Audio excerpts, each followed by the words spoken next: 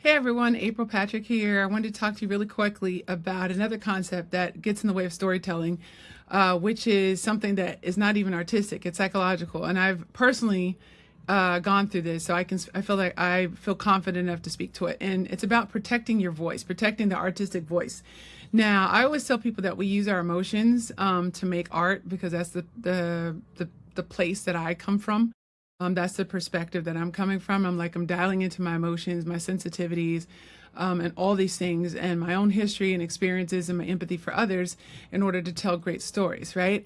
And that's to me those heartbeats and being able to connect to other people's realities and their emotions, and being able to tie in deeply and feel empathetically. To me, translate into light, into pictures and movement and sound and rhythm and words and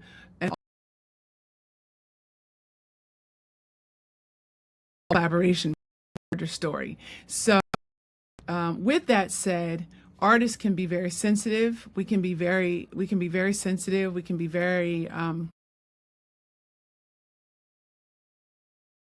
oh boy, this is a great, that picture, that freeze was something else. But anyway, I don't know why it's happening.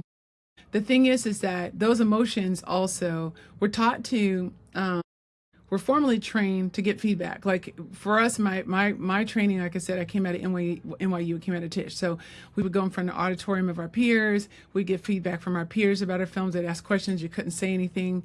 So you could figure out if you hit or missed on certain ideas in your visual storytelling. And then the teachers would give you feedback and blah, blah, blah, right?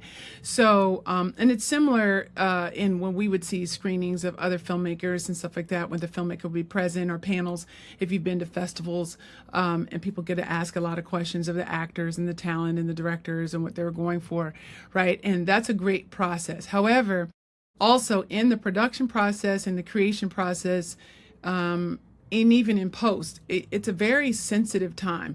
And what I'm saying is, what I'm not saying is don't listen to feedback from others, because you need it in order to kind of figure out if you've missed the mark and everything else. But make sure that you're protecting yourself by making sure they're voices that you trust artistically, on a certain level, personally on a certain level, and that you are not allowing people to come into your process that have, let's say, envy, jealousy, or they're not qualified to make those decisions. Or if you notice someone is always, that there may be some sort of negative traits, or they're very competitive with you, but not necessarily in a positive way, then you want to protect yourself, because our egos can be fragile, but the voices in your head that remain after you've heard non-constructive feedback, because there's constructive and non-constructive feedback. If you listen to too much non-constructive feedback, it will hinder you being able to tell a story that's truly your own. And for a person that has come from a background of people pleasing, it can be detrimental. You know, if you have a strong vision and voice, sometimes you have to protect it and just go ahead and make your film, tell your story, so that you, knowing yourself, that you're not altering it to suit particular people. Because the greatest aspect a filmmaker has, that's sort of your signature and your identity, is your actual voice, right?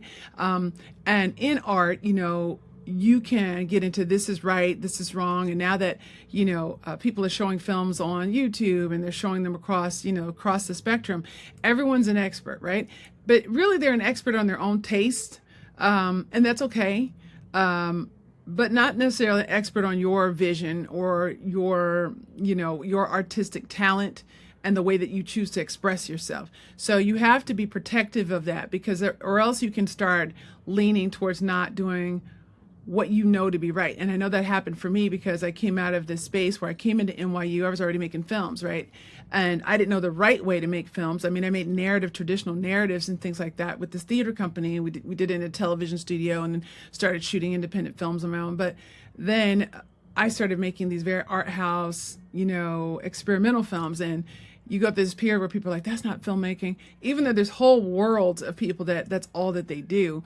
But I have a tendency to take my own personal experience of being very abstract and random, and incorporating that into a narrative, and mixing things around, and like trying textures and symbolism and all kinds of things that people are like, what are you talking about sometimes? And it's okay to miss it, right? Because there's sometimes, no matter what you're doing, you've missed it. But I would also say, like, let's say if you're making an experimental film, make sure you talk to some other experimental filmmakers that you respect, that understand what you're going for, but that are not also going to placate you, that are not going to challenge you, that are not going to they're going to avoid asking you the pertinent or challenging questions. You don't want someone that's just like, oh yeah, everything you do is fine, everything's perfect. No, but what were you going for? It's people that will dig deeper.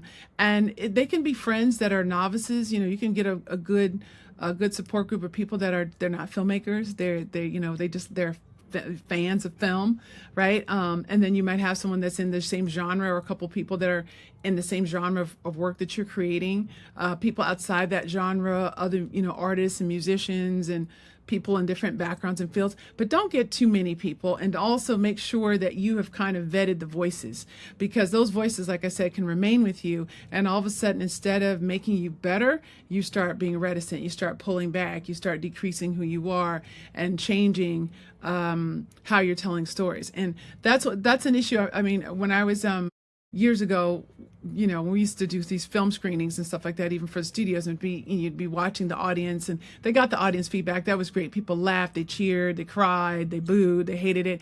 They got a good idea of how successful the film was going to be. But now that we're doing things more so with data and algorithms, and they won't release a film unless they've had how many audience screenings, it tends to limit the voice, right? So now you have the director's cut, and then you have like the general cut. But to me, and I'm biased, it should always be the director's cut, because that's the vision and that's who you hired for the job, right?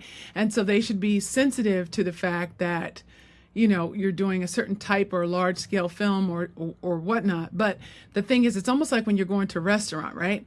The restaurants that you love the most are the ones the chef knows what he's doing, is confident in his style, and you come there to eat what he's prepared. You didn't come to have him watered down to suit the tourists, to suit the general population or the crowd. The best chefs are masters of their own art form. They're confident in what they're doing and they've done. They know their history, right? They've studied it, they've perfected it, they've worked with their teams, they've come up with what works, they've created a unique experience, they've picked the best ingredients, and you have to go and trust them. And I think what I would love to see is filmmaking moving back towards that, where it's a curated experience and we're trusting the directors. And there's a lot of people out there that are just doing it anyway. I mean, they're just making their own films, whether they've gone to film school or not, they have any film training, and they know they don't, and it's fine, and that's great, and we can learn from them. But I would also like to see a balance of people, of mature filmmakers, that are not so much worried about the algorithms and what this paper has said and what the reviews are, but like what came out of their heart and their vision, from a place where they're really confident in their voice and what they know, what they've done, how they've done it, and the mastery that they've had over years of telling stories and putting that out there. So I'm like I said, I'm building the plane and flying it at the same time, because I'm also going back to telling sort of non-traditional stories and experimenting with my own style. But I want to encourage you to be able to do that also. So protect your voice. All right, take care. Don't stop storytelling. Bye.